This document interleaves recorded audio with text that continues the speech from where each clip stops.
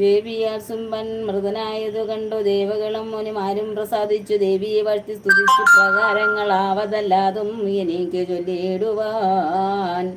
എന്നാലും അമ്പതൻ മാഹാത്മ്യം ഓർത്തോർത്തു വന്ദിച്ചു വാഴ്ത്തുവാൻ ആശമുഴുക്കുന്നു. ദേവി പ്രസാദ പ്രവർണാർത്തി നാശന്യേ ദേവി പ്രസീത ലോകത്രയ മാതാവേ.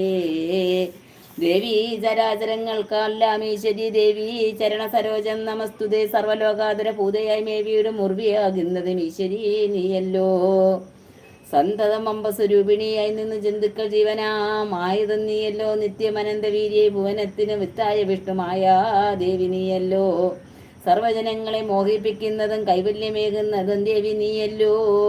വിദ്യോജന കൃതി വിജ്ഞാനമേകുന്ന വിദ്യാസ്വരൂപിണിയായതും നീയല്ലോ. സർവപുരുഷ സ്വരൂപിണിയായതും സർവവനിതാ സ്വരൂപിണിയായതും സർവലോകവ്യാപ്തയായതും നീയല്ലോ.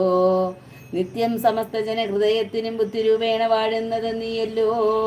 സ്വർഗാപവർഗങ്ങളെ കെടുത്തിയിടുന്ന ദുർഗേ ഭഗവതി നിത്യം നമസ്തുതേ. ദാക്ഷായണി കാലകാഷ്ടാതിരൂപേണ സാക്ഷിയായി ബ്രഹ്മപ്രളയാന്തമായുള്ള കാലസ്വരൂപിണിയായി വിളങ്ങിയിടുന്ന മൂലപ്രകൃതിയാകുന്നതും നീയല്ലോ.